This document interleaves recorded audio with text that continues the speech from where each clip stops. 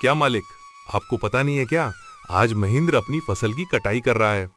इस साल तो महेंद्र ने बहुत अच्छी गेहूं की फसल उगाई है। महेंद्र ने जो गेहूं की फसल उगाई है वो तो एकदम से लहलहा रही थी। महेंद्र ने उसकी कटाई करना शुरू कर दिया है। क्या सच में? ये तो बहुत अच्छी खबर है कि महेंद्र आज फसल की कटाई कर रहा है। चलो चल कर देखते हैं।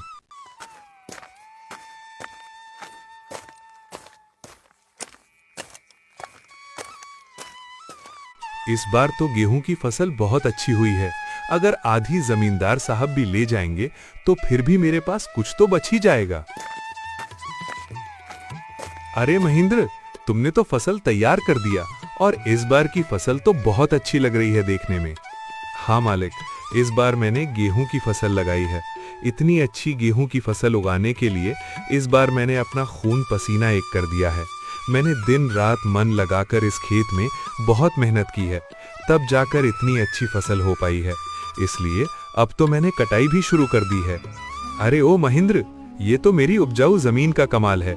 तुम्हारी मेहनत से कुछ नहीं हुआ है। उपजाऊ जमीन के कारण इतनी अच्छी फसल हुई है। तुम्हारी मेहनत हो या ना हो, फसल तो अच्छी होनी ही थी। मालिक, खेत भले ही उपजाऊ हो, अगर उसमें मेहनत नहीं होगी तो फसल कैसे उगेगी? मैंने बहुत मेहनत की है इस खेत में। ज्यादा मत बोल महेंद्र, मेहनत तो किराए के मजदूर भी करते हैं।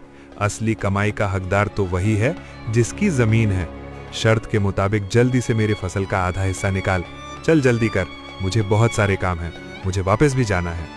ये कहकर जमींदार महेंद्र से सारी गेहूं की अच्छी फसल लेकर चला जाता है और खराब फसल महेंद्र पास छोड़ देता है, जिसे देखकर महेंद्र मायूस हो जाता है।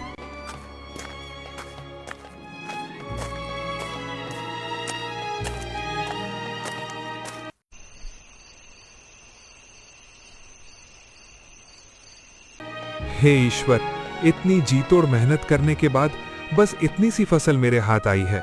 हम गरीबों को लोग ऐसे ही लूटते हैं। इतनी मेहनत करने के बाद भी हमारे हाथ में कुछ नहीं आता है। हे ईश्वर, कब मेरी अपनी जमीन होगी?